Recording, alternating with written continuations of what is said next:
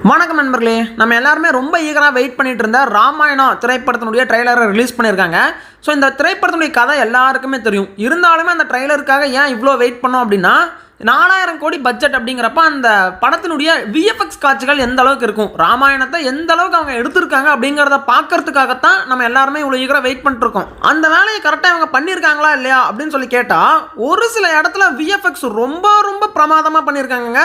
So நான் வந்துட்டு பார்த்தீங்கன்னா போன வீடியோலலாம் இது ரொம்ப மொக்கையாக இருக்குது விஎஃப்எக்ஸ், அடுத்த ஆதி புருஷ் அப்படிங்கிற மாதிரி கலாய்ச்சிட்டு இருந்தேன். போன வீடியோலலாம் உட்காந்துட்டு இந்த ராமான்னு சொல்லிட்டு ஒரு இன்ட்ரோடக்ஷன் வீடியோ விட்டாங்க. அதில் கூட எல்லாரும் பார்த்துட்டு என்னடா இது சீரியல் மாதிரி இருக்குங்கிற மாதிரி தான் கலாய்ச்சி இருந்தாங்க. ஆனா இப்ப வந்திருக்கக்கூடிய ஒரு ட்ரெய்லர்ல ஒரே ஒரு ஷாட், இந்த ஐராவத யானை இருக்கு பாத்தீங்களா, இந்த ஒரு யானையை பார்த்தோன்னே எனக்கு முடிவு பண்ணிட்டேன் இது வேற மாதிரியான ஒரு விஎஃப்எக்ஸ் ஒர்க் அப்படின்னு சொல்லிட்டு. ஏன்னா இப்போ வரைக்குமே இந்தியன் சினிமாவில் வந்த எந்த ஒரு திரைப்படத்துலையுமே நான் இந்த அளவுக்கு ஒரு விஎஃப்எக்ஸை பார்த்ததே கிடையாது. இந்த யானையை மட்டும் நான் சொல்கிறேன். பட் விஎஃப்எக்ஸ் சரியா இல்லாமல் ஃபேக்காக தெரிகிற மாதிரியான ஷாட்ஸுமே இந்த ட்ரெய்லரில் இருக்குது. அதை பற்றியுமே நம்ம இந்த ட்ரெய்லரில் டிஸ்கஸ் பண்ணுவோம். சரி வாங்க நண்பர்களே, ராமாயண ட்ரெய்லரை பிரேக் டவுன் பண்ணிடுவோம். நான் தான் உங்கள் Murugan. Thank you your honour, thank you.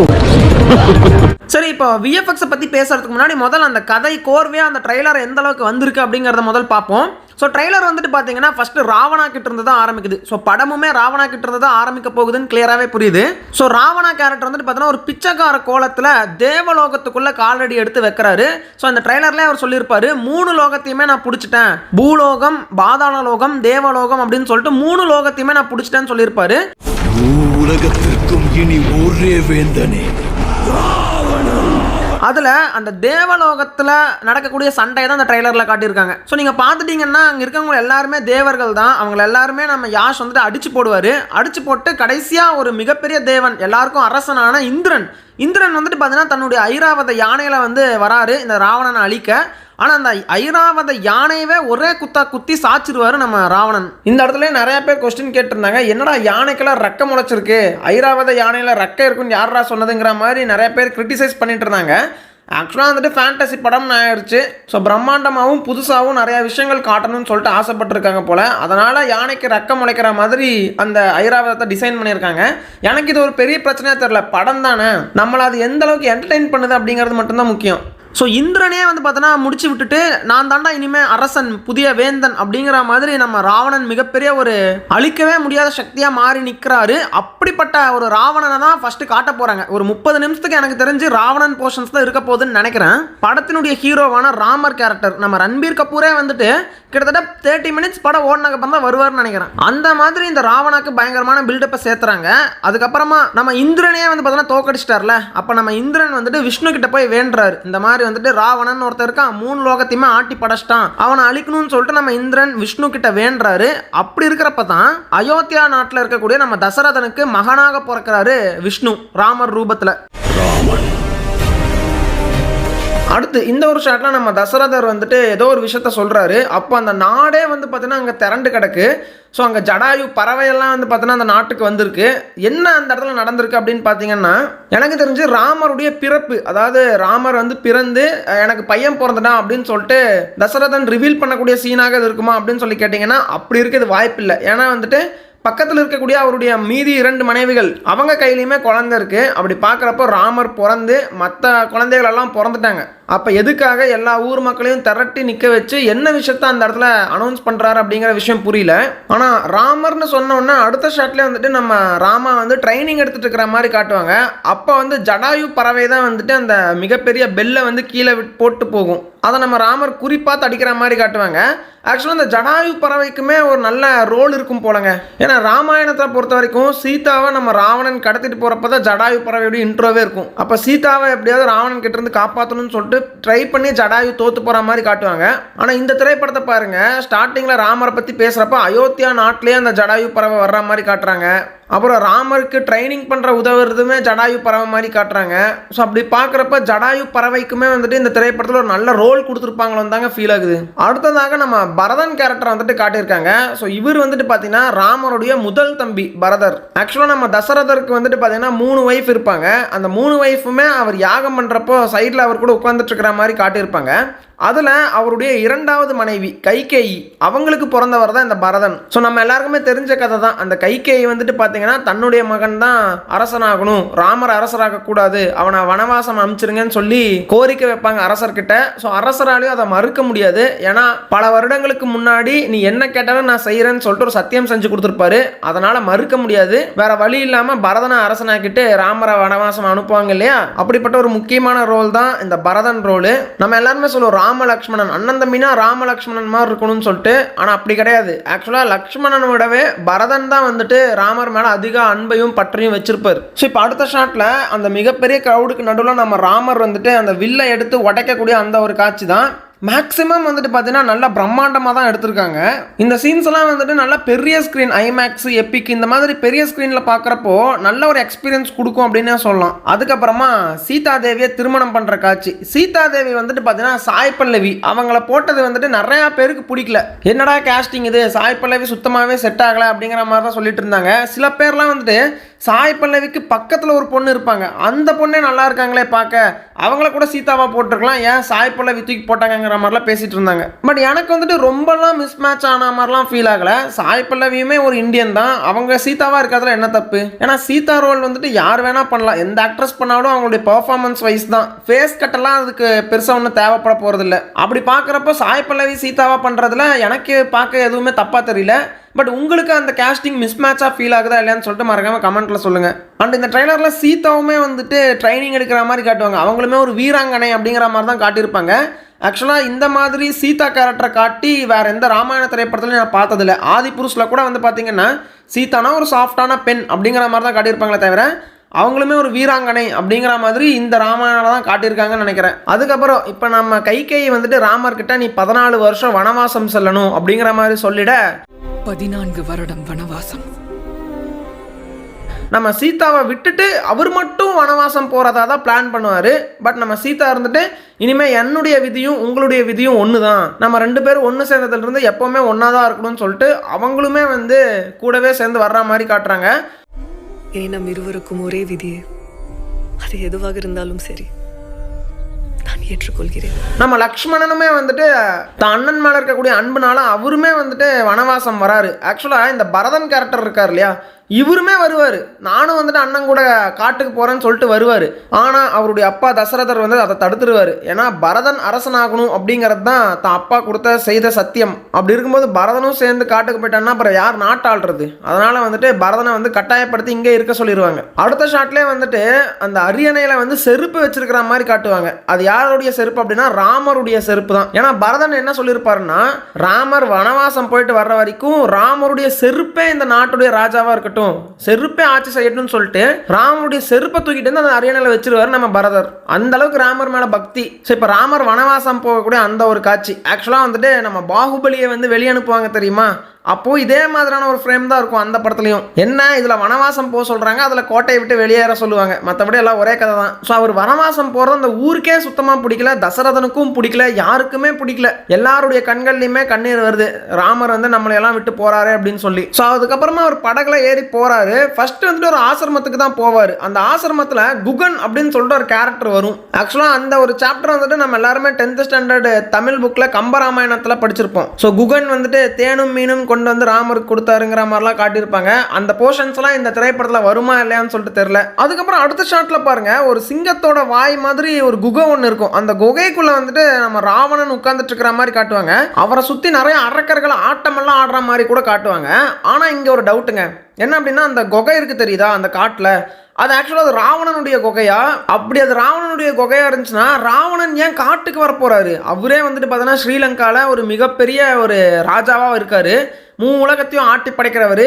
அந்த காட்டில் இருக்கக்கூடிய அந்த ஸ்பெசிஃபிக் குகைக்கு ஏன் வந்திருக்கணும் அப்படிங்கிற மாதிரி ஒன்றும் புரியல. இந்த இடத்துல ஏதாவது இன்ட்ரெஸ்டிங்காக வேற மாதிரி ஏதோ ஒன்று காட்ட போகிறாங்களா அப்படின்னு சொல்லிட்டு ஒன்றும் புரிய மாட்டேங்குது. இப்போ அடுத்த ஷாட்லேயே வந்துட்டு நம்ம சூர்பனகையை காட்டுறாங்க. இந்த இடத்துல எனக்கு இனிஷியலாக ஒரு டவுட் இருந்துச்சு, என்ன அப்படின்னா இலங்கையில் இருக்கக்கூடிய ராவணனுடைய தங்கச்சி நம்ம சூர்பனகை அப்படின்னா அவங்களுக்கு இந்தியாவில் இருக்கக்கூடிய இந்த காட்டில் என்ன வேலை? அண்ட் அவங்க ஸ்ரீலங்காவிலிருந்து எப்படி கடல் கடந்து இந்தியாவுக்கு வந்தாங்க அப்படிங்கிற விஷயத்த வால்மீகியே வந்துட்டு குறிப்பிடலாம்னு நினைக்கிறேன் ராமாயணத்தில். ஏன்னா ராவணன் வந்து பார்த்தீங்கன்னா புஷ்பக விமானத்தில் வந்தார் கடல் கடந்துன்னு சொல்லியிருப்பாங்க, குறிப்பு இருக்கும். அதே மாதிரி ராமர் வந்துட்டு பார்த்தீங்கன்னா ராமர் பாலம் கட்டி படையோடு வந்து பார்த்தீங்கன்னா கடந்து போனார் இந்தியாவிலேருந்து ஸ்ரீலங்காக்கு அப்படிங்கிற மாதிரி குறிப்பு இருக்கும். இந்த சூர்பனகை கேரக்டர் வந்துட்டு பார்த்தீங்கன்னா எப்படி வந்தாங்க, இவங்க ஒரு அரக்க வம்சம் அப்படிங்கிறதுனால பறந்து வந்திருப்பாங்கன்னு சொல்லிட்டு நம்மளா தான் யூகிச்சுக்கணுமே தவிர ராமாயணத்தில் குறிப்பு இருக்கா அப்படின்னு சொல்லிட்டு எனக்கு தெரியல. இவங்க ஸ்ரீலங்காவிலிருந்து பறந்து இந்தியா வந்தாங்க அப்படிங்கிற மாதிரியான குறிப்பு இருந்துச்சுன்னா அதை மறக்காமல் கமெண்ட்டில் சொல்லிட்டு போங்க நண்பர்களே. சரி, இப்போ நம்ம சூர்பனகை வராங்க, ராமருடைய அழகில் மயங்குறாங்க, ராமரை கல்யாணம் பண்ணிக்க சொல்லி கேட்குறாங்க, ராமர் ஒத்துக்க மாட்டேங்கிறாரு. இவங்க ஃபோர்ஸ் பண்ண ஆரம்பிக்கிறாங்க. உடனே வந்துட்டு லக்ஷ்மணன் மூக்கை வெட்டிடுறாரு. வெட்டினா உடனே மறுபடியும் இலங்கைக்கு வராங்க நம்ம சூர்பனகை. மறுபடியும் அவங்க அங்கே போனதே எப்படின்னு தெரில, மறுபடியும் அங்கேருந்து பறந்து வராங்கன்னே வச்சுப்போம். வந்தாச்சு, வந்துட்டு நம்ம ராவணன் கிட்ட இந்த மாதிரி என்னோட மூக்கை ஒருத்தன் வெட்டிட்டான் அப்படிங்கிற மாதிரி சொன்ன உடனே இந்த ராவணன் சொல்லக்கூடிய பதில் இருக்கு பார்த்தீங்களா, இந்த பதிலில் டோட்டல் ராமாயணாவே சேஞ்ச் ஆகுதுங்க. அது என்ன பதில் அப்படின்னு சொல்லிட்டு கேட்டு வாங்களேன். ராமன் மீது பழி தீர்க்கப்படும் சூர்பனகை. பழி தீர்க்கப்படும் அப்படிங்கிற அந்த வார்த்தையை வந்துட்டு ராவணன் சொன்ன உடனே எனக்கு பயங்கரமான ஷாக்கு. ஏன்னா வழக்கமாக வந்துட்டு சூர்பனகை போயிட்டு ராவணன் கிட்ட என்ன தெரியுமா சொல்லுவாங்க, தன்னுடைய மூக்கு வெட்டினது அப்படிங்கிறதெல்லாம் பெரிய மேட்டரே கிடையாது அவங்களுக்கு. ராமருடைய ஒய்ஃப் சீதா வந்துட்டு பயங்கர அழகாக இருப்பா, அவளை நீ அடையணும், அவள் உனக்கு கீழே இருக்கணும் அப்படிங்கிற மாதிரி நம்ம சூர்பனகை ராவணனை ஏற்றி விட்ற மாதிரியும், நம்ம ராவணன் இருந்துட்டு அப்படி என்னடா பேரழகி, அவளை நான் பார்த்தே ஆகணுண்டான்னு சொல்லிட்டு அங்கேருந்து கிளம்பி வந்து சீதாவை பார்த்து அழகில் மயங்கி கடத்திட்டு போகிற மாதிரி தான் ராமாயணாவை காட்டுவானுங்க. இப்போ கடைசியாக வந்து ஆதிபுருஷ் திரைப்படத்தில் கூட அப்படி தான் இருந்துச்சு. மூவுலகிலும் மிக அழகிய சுந்தரி, உன்னவள் இருப்பிடம் காடல்ல, அது உன் அந்தப்புறம் மட்டுமே அண்ணா. ஆனால் இந்த ட்ரெய்லரில் ராவணன் வந்து சூர்பனகை தன்னுடைய தங்கச்சிக்காக பழி வாங்கிறதுக்காக தான் வர்ற மாதிரி காட்டுறாங்க. இந்த இடத்துல சீதாவுடைய அழகு பற்றியோ, அவள் பெரிய உலக அழகி, அவளை நீ தான் அடையணும் அப்படி இப்படிங்கிற மாதிரிலாம் எந்த ஒரு டைலாக்கும் வைக்கிற மாதிரி தெரியல. இந்த ட்ரெய்லர் பார்க்குறப்ப தெரியல, படம் வந்தால் தான் ஒரிஜினல் என்னன்னு தெரியும். பட் இந்த ட்ரெய்லர் பார்க்குறப்ப பழி தீர்க்கப்படும் அப்படின்னு மட்டும் தான் சொல்கிறாரு. அப்போ ராவணன் பக்கத்தில் இருக்கக்கூடிய நியாயத்தையுமே காட்டுற மாதிரி தான் இந்த ராமாயணத்தை எடுத்திருக்காங்களோ அப்படிங்கிற மாதிரி எனக்கு ஒரு சந்தேகம் வருது. ஏன்னா நம்ம தமிழர்கள் என்ன சொல்லுவாங்க, ராவணன் நல்லவன், தங்கச்சி மூக்கு அறுத்ததுனால தான் பழி வாங்கிறதுக்காக தான் அப்படி பண்ணார், மற்றபடி சீதாவை அவர் வந்து காதலிக்கலாம் கிடையாது, சீதாவோட அழகில் அவர் மயங்கவெல்லாம் கிடையாதுங்கிற மாதிரி நம்ம ஆளுங்க சொல்லுவாங்க. ஆனால் வழக்கமாக வடக்கன்ஸ் அதை கேட்க மாட்டானுங்க, சீதாவுடைய அழகுக்காக தான்டா அவன் கடத்தினாங்கிற மாதிரி தான் வடக்கன் சொல்லுவானுங்க. ஆனால் இந்த ட்ரெய்லரை பார்த்தா ஏதோ நம்ம சொன்னதை அவங்க அக்செப்ட் பண்ணிக்கிட்டு அதையவே ஒரு படமாக எடுத்து வச்சா எப்படி இருக்கும், அந்த மாதிரி பண்ணி வச்சுருக்காங்க. என்னடா இது புதுசாக இருக்குது, வழக்கமாக இவங்க நமக்கு சப்போர்ட் பண்ண மாட்டானுங்களே, இந்த வாட்டி பண்ணியிருக்கானுங்க. எனக்கு தெரிஞ்சதுக்கெல்லாம் காரணம் யார் தெரியுமா, நம்ம அண்ணன் யாஷ் அவர்களாக தான் இருக்க முடியும். ஏன்னா சீதாவுடைய அழகில் மயங்கெல்லாம் ஒன்றும் ராவணன் வரல, தன்னுடைய தங்கச்சிக்காக தான் அவர் வராருன்னு சொல்லிட்டு நம்ம யாஷ் அவர்கள் தான் போராடி அந்த ஸ்கிரிப்ட் அப்படி மாற்றி வச்சிருப்பாருன்னு நினைக்கிறேன். ஏன்னா இந்த ராவணா கேரக்டர்லாம் நான் தான் நடிப்பேன்னு அவராகவே வாண்டடாக கேட்டு நடித்த ஒரு கேரக்டர் தான் இந்த ராவணா கேரக்டர். அப்படி இருக்கிறப்போ அவருக்கும் ஒரு ஐடியாலஜி இருக்கும்ல, ராவணானா இப்படி தான் இருப்பான், இதுக்காக தான் இதை பண்ணியிருப்பான்னு சொல்லிட்டு அவருடைய ஐடியாலஜியுமே அந்த ஸ்கிரிப்டில் கொண்டு வந்திருக்காரு நம்ம யாஷ் அவர்கள்னு கிளியராக புரியுது. ஏன்னா இன்னைக்கு 1200 கோடி ரூபாய் மார்க்கெட்டில் ஒரு ஆக்டர் நம்ம யாஷ் அவர்கள், அவர் படம் ரிலீஸ் ஆச்சுன்னா எப்பேற்பட்ட ஓப்பனிங் இருக்குன்னு சொல்லிட்டு நம்ம எல்லாருக்குமே தெரியும். அப்படி இருக்கிறப்போ அவர் சொன்னால் ஸ்கிரிப்டில் சேஞ்சஸ் நடக்கும், கண்டிப்பாக நடக்கும். எனக்கு என்னமோ இவர் பார்த்த வேலைன்னு தான் நினைக்கிறேன். அந்த ஸ்கிரிப்டையே மாற்றி ராவணன் பக்கத்தில் இருக்கிற நியாயத்தையும் காட்டுற மாதிரி பண்ணது இவர் வேலையாக தாங்க இருக்கும் எனக்கு தெரிஞ்சு. அப்புறம் என்னை ரொம்ப ரொம்ப இம்ப்ரெஸ் பண்ண இன்னொரு ஷாட் என்ன தெரியுமா, அந்த புஷ்பக விமானத்தை வடிவமைச்ச விதம் அல்டிமேட்டுங்க.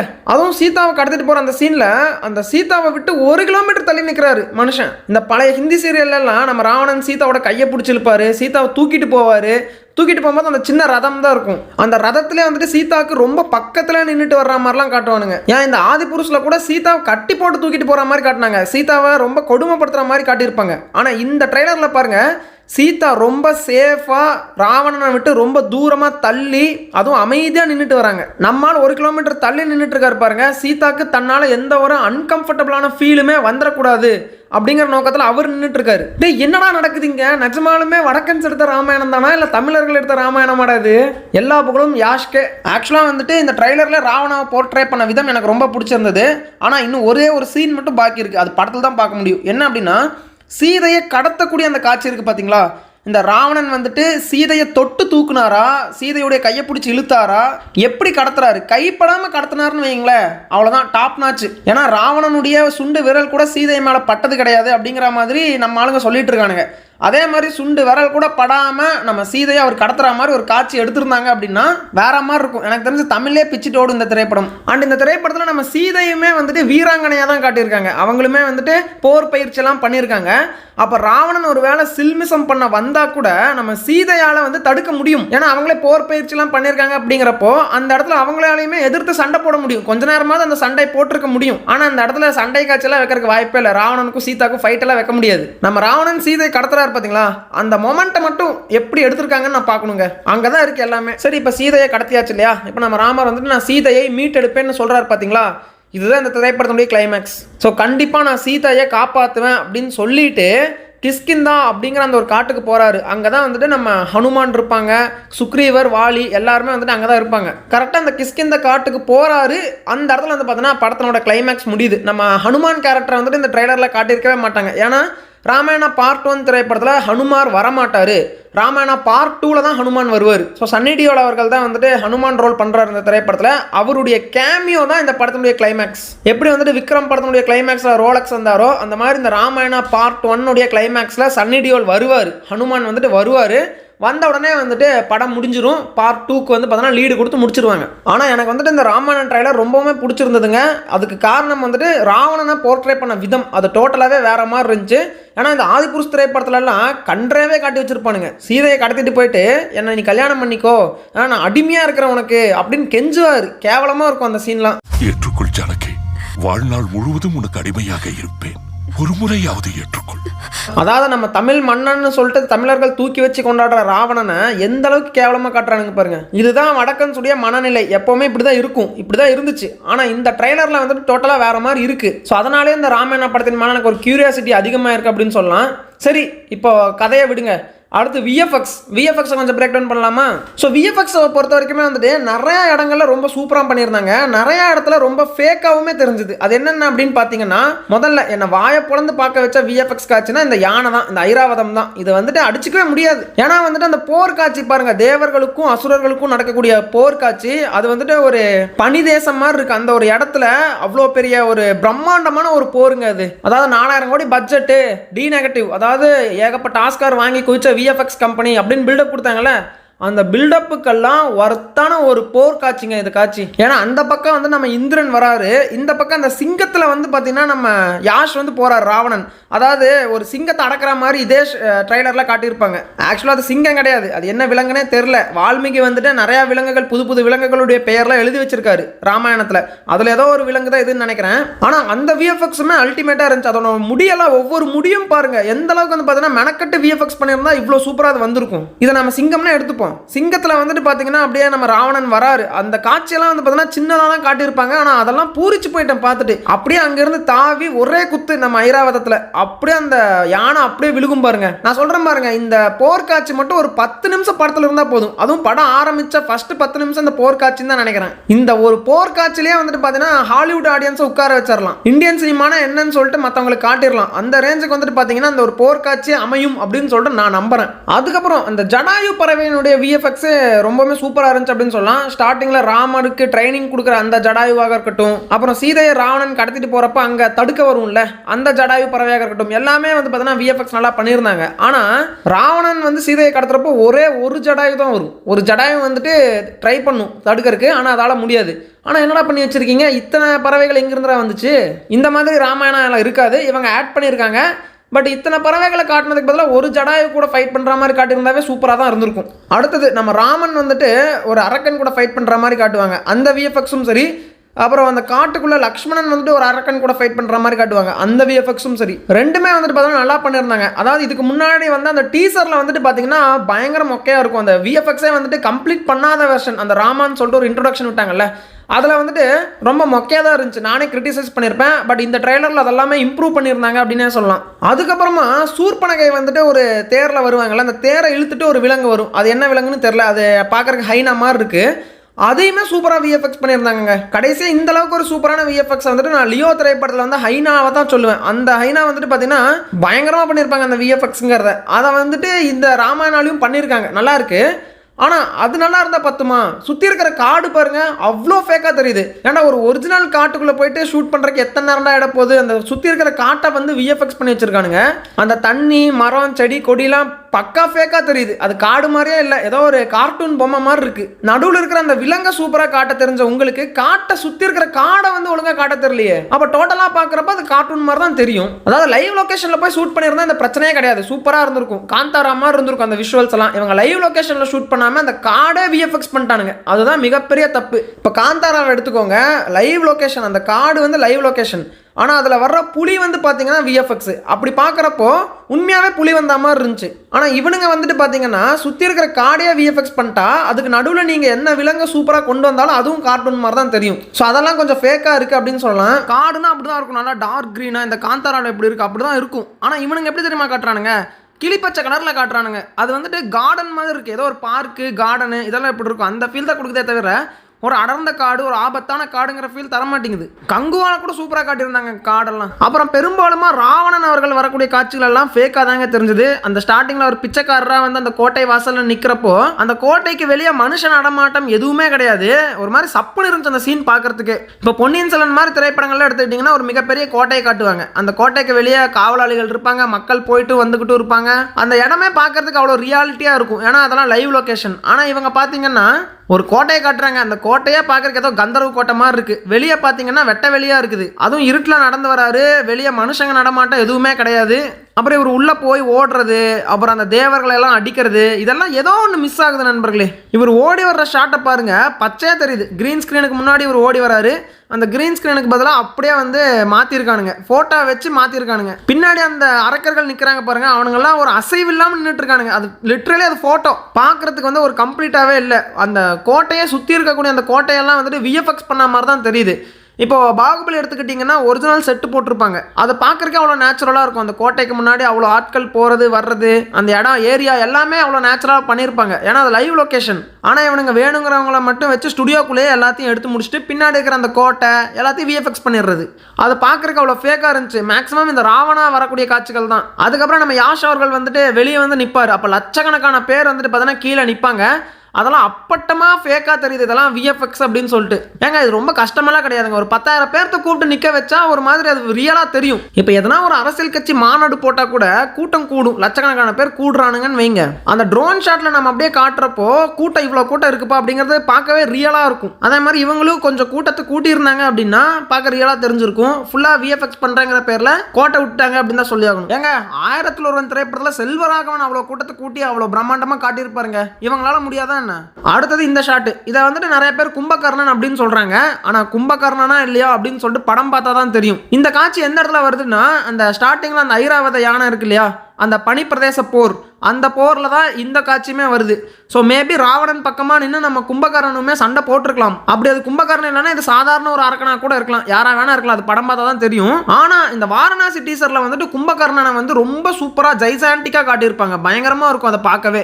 அந்த அளவுக்கு இந்த கேரக்டர் வந்துட்டு பார்த்தீங்கன்னா இல்லை அப்படிங்கிற மாதிரி தான் ஃபீல் ஆகுது. ஸோ பொறுத்து இருந்து பார்ப்போம் இவர் கும்பகர்ணனா இல்லையான்னு சொல்லிட்டு. அதுக்கப்புறம் இன்னொரு கான்ட்ரவர்சி ஒன்று ஓடிட்டு இருக்கு. அது என்னன்னா, இந்த சீதா தேவி இருக்காங்கல்ல, அவங்க வந்துட்டு பிளவுஸ் போட்டிருக்காங்களாம், அதாவது ஜாக்கெட் போட்டிருக்காங்களாம். ப்ரோ இதில் என்ன ப்ரோ கான்ட்ரவர்சி அப்படின்னு சொல்லி கேட்டிங்கன்னா, அந்த காலத்தில் பிளவுஸ் அப்படின்னு சொல்லிட்டு ஒரு விஷயம் கண்டுபிடிக்கவே இல்லையா.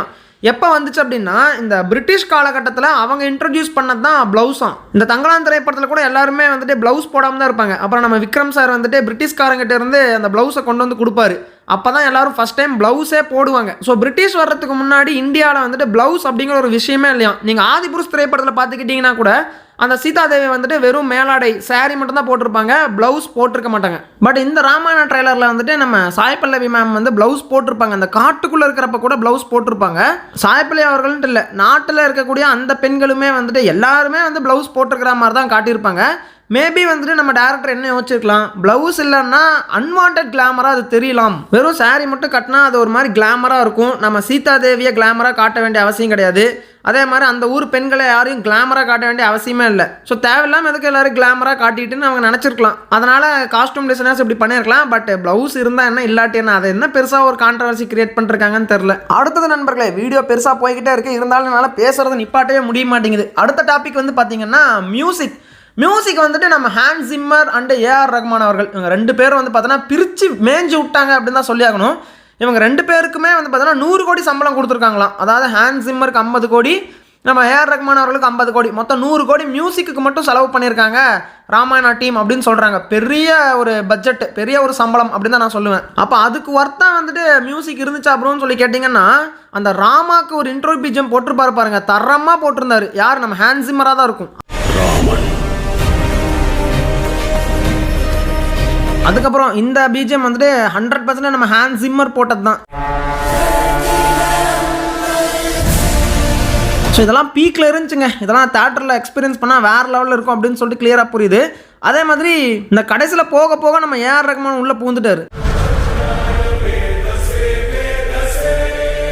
ஸோ இந்த பிஜிஎம்லாம் வந்துட்டு அந்த சமஸ்கிருத வார்த்தைகள்லாம் போட்டு இதெல்லாம் நம்ம ஏஆர் ரஹ்மான் அவர்களால் தான் பண்ண முடியும். ஆக மொத்தத்தில் 2 மாபெரும் லெஜண்ட் சேர்ந்து வந்துட்டு பார்த்தீங்கன்னா மியூசிக் போட போகிறாங்க. மியூசிக்கில் காம்ப்ரமைஸே கிடையாது, வேறு லெவலில் எக்ஸ்பீரியன்ஸ் பண்ணலாம். அடுத்தது இந்த ட்ரைலருடைய 3D ஒர்க்கு. ப்ரோ இந்த ட்ரைலர் நீ எப்போ 3Dயில் பார்த்தேன்னு கேட்பீங்க. ஸ்பைடர்மேன் பிராண்ட் நியூ டே திரைப்படத்துக்கு நான் போயிருந்தேன். அப்போ அந்த படம் போடுறதுக்கு முன்னாடி இந்த ராமாயணா ட்ரைலரை 3Dயில் போட்டாங்க. ஸோ 3D ஒர்க் பார்த்தீங்கன்னா டாப் நாச்சாக பண்ணியிருந்தாங்க. ஸோ நார்மலான ஒரு டால்பி அட்மாஸ் ஸ்க்ரீனில் தான் உட்காந்து பார்த்தேன். அப்போவே 3D ஒர்க்லாம் வேறு லெவலில் இருந்துச்சு. அந்த யானை பறந்து வர்ற ஷாட்டு, அதுக்கப்புறம் நம்ம சாய்ப்பிள்ளை அம்மா வால் எடுத்து முன்னாடி நீட்டுவாங்களே அந்த ஷாட்டு, அப்புறம் கும்பகர்ண மாதிரி ஒரு பெரிய அரக்கனை காட்டுறாங்களே அவனோட காலை காட்டுவாங்க பாருங்கள், அதெல்லாம் வந்துட்டு பார்த்தீங்கன்னா 3Dயில் தரமாக இருந்துச்சு. ஸோ 3D ஒர்க்கும் சரி, இந்த படம் நல்லா தான் பண்ணியிருக்காங்க. ஸோ ஒட்டு மொத்தமாக இந்த ராமாயணா ட்ரைலர் இப்போ எப்படி தான் வந்திருக்கு அப்படின்னு பார்த்தீங்கன்னா, விஎஃப்எக்ஸில் மட்டும் கொஞ்சம் அங்கங்கே அடி வாங்குது, அவ்வளோதான். மற்றபடி வந்துட்டு கம்ப்ளீட் சாட்டிஸ்ஃபேக்ஷன் தான். இன்னும் ரிலீஸ்க்கு வந்துட்டு பார்த்தீங்கன்னா இன்னும் 2 மாதம் இருக்கா, இன்னும் அந்த விஎஃப்எக்ஸ் எல்லாம் இன்னும் கொஞ்சம் பெட்டராக பண்ணணும். அந்த விலங்குகளையெல்லாம் நல்லா பண்ணியிருக்காங்கல்ல, அந்த விலங்குகளை சுற்றி இருக்கக்கூடிய அந்த க்ரீன் ஸ்க்ரீன் விஎஃப்எக்ஸை மட்டும் கோட்டை விட்டாங்க. அதெல்லாத்தையுமே மட்டும் ப்ராப்பராக பண்ணி முடிச்சிட்டா போதுங்க, விருந்துக்கு ரெடி ஆகிற வேண்டிதான். சரி, ஓகே நண்பர்களே, ராமாயணா திரைப்படத்தினுடைய ட்ரைலர் உங்களுக்கு பிடிச்சிருந்தா இல்லையான்னு சொல்லிட்டு மறக்காமல் கமெண்ட்டில் சொல்லுங்கள். உங்களை நான் அடுத்த வீடியோவில் சந்திக்கிறேன்.